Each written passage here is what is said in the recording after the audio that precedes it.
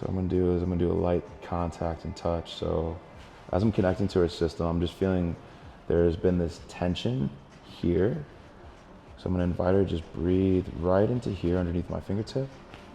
And things open there.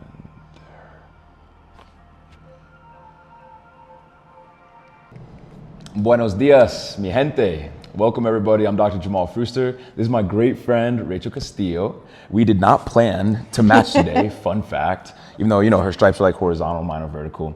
But today, I'm just really be able to celebrate, and I'm excited to be able to celebrate, Rachel's journey here, as she is the photographer of our Business Networking International group, and any of the sexy photos that you might see, it's all her genius. Rachel came in October, worked steadily through a care plan for about 4 months through February, right before the birthday and things too, as she came in after a camping trip, experiencing a lot of discomfort and compression here. Twofold. One, focusing on the posture. When there's anterior head translation or the head goes forward, as you can see here, let's zoom in. When the head goes forward like this, what that can do in a system is it adds this compression here. Something that we say is that your posture carries your life expression. So from a physical, biomechanical point as well too, there can be this compression. But when you got this big old brain and this big mind that's out here doing big things and holding big ideas for big people and capturing that, it's a lot to translate forward. And also, photographers are in these, they got to get the angles, and Rach is so good about getting the angles. So she's really involved in her work. But I think over time, this just led to some distortion here as well too. And then also there's the mental and emotional component, as your emotions and your energy will be reflected in your posture physically. So I'll let Rach, expand a little bit more on that and where she was at when she first came in, and then how things were throughout care. I came in around October because I had experienced some pain during a camping trip in May. So for about 5 months, I was dealing with this kind of discomfort in my upper forward rib, and I'm a side sleeper, so it was affecting how I slept. It was affecting how I could steer the car, hold my camera, edit, everything. And I really think that it was like, I think it was triggered from a camping trip, sleeping on this really hard cot. So, however, I really think that it persisted because of some emotional things I was going through.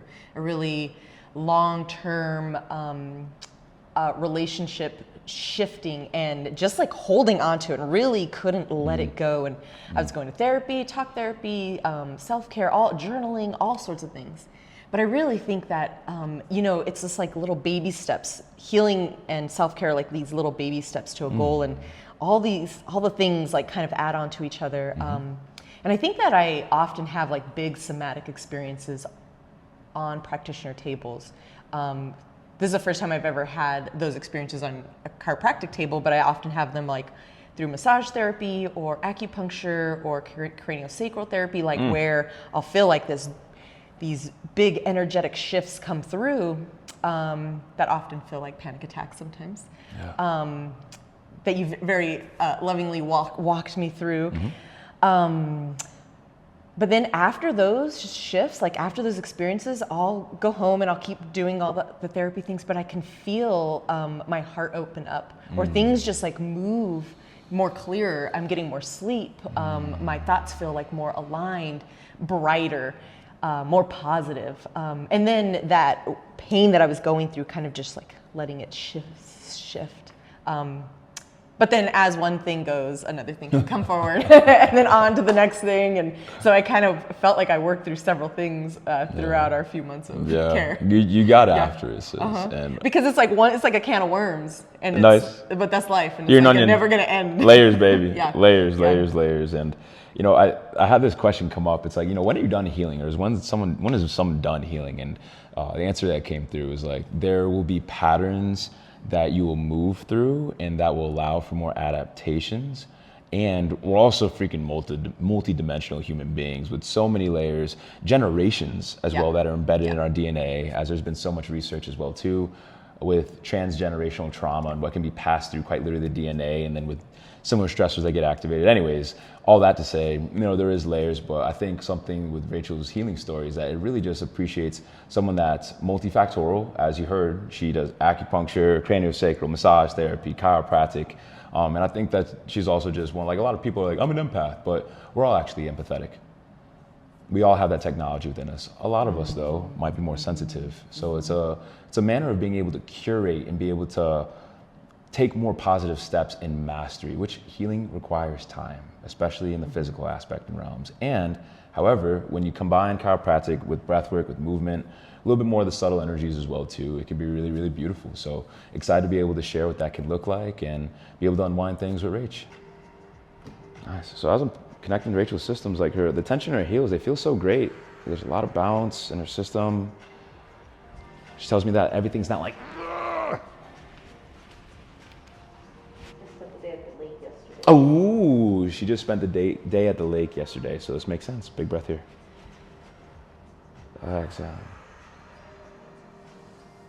So I'm gonna do a light contact and touch. So as I'm connecting to her system, I'm just feeling there's been this tension here.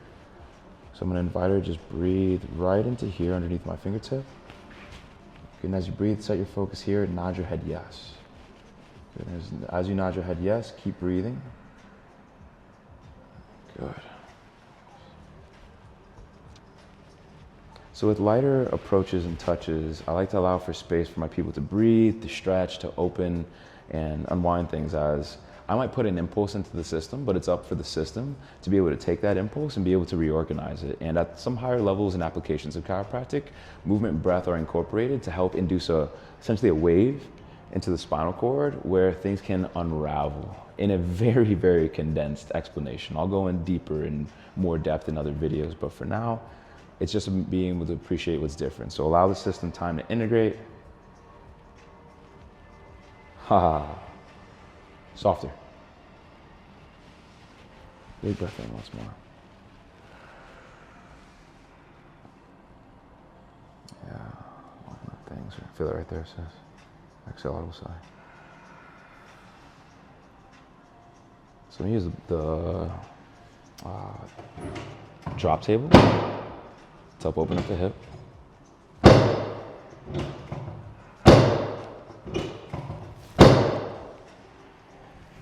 Deep breath. Good.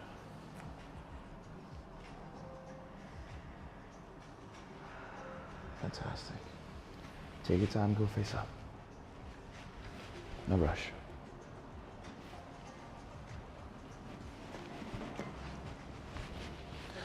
Yep.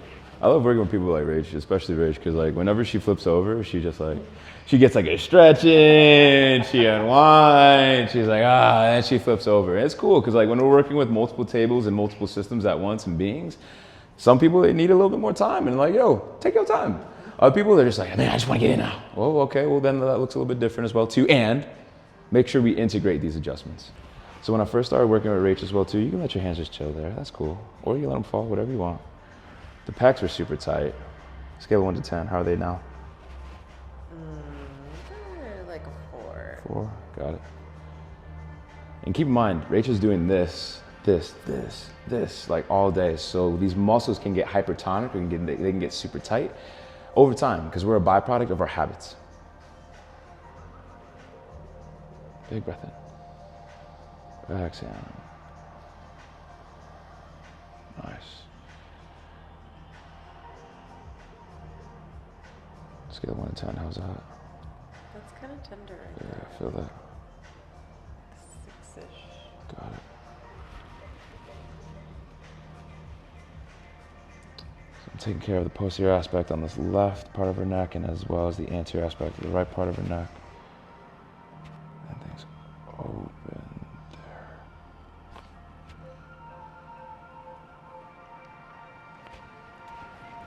I did put injury last week. What happened? I was flipping over like a 5-gallon water bottle, to put in the dispenser. Sure. And the water was on the floor, so I slipped it Oh. while I was flipping it. And Okay. like I just like hurt my back, though. I was like, I miss you, Jamon. Just get through the week. I'm gonna push through. Take my hand, sis. We're gonna come to a seated position. Kick your scoot that way for me. And just bring your hair in front of your shoulders for me, please. Good. So sometimes we use little tools to help us adjust, and putting a yoga block or different objects behind the mid back can allow for more extension. Yeah, that's interesting. There's some tension around your low back here in particular. I'm excited to see how that unwinds. Let's have you bring your legs together for me, please. Because tuck your chin. Good. Allow yourself to roll your spine this way. Yeah. Good. Connect in here. Keep that chin tucked. Good. Nothing's good. Mm-hmm. Yeah.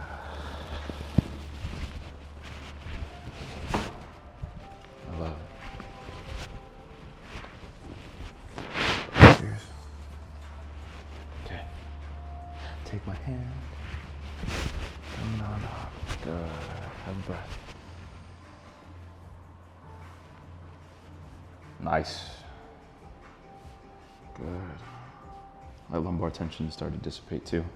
So one thing that's important is an adjustment. It's not a Band-Aid from our philosophy.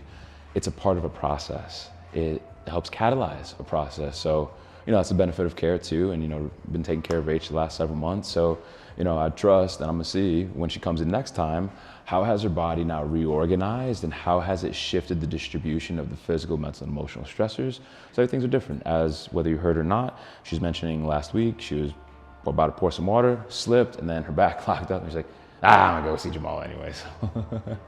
So we're here to be able to be a part of a process and be able to, check in with our people too. So if you're suffering from any postural issues, you want to work on your posture, maybe you're a photographer with a big brain, holding things down for the city, you just need support. And hey, if you got some curls, you got some melanin, I'd love to see you in Tucson as well too. So until then, check out more of these videos, like and smash that subscribe button. And until next time, peace.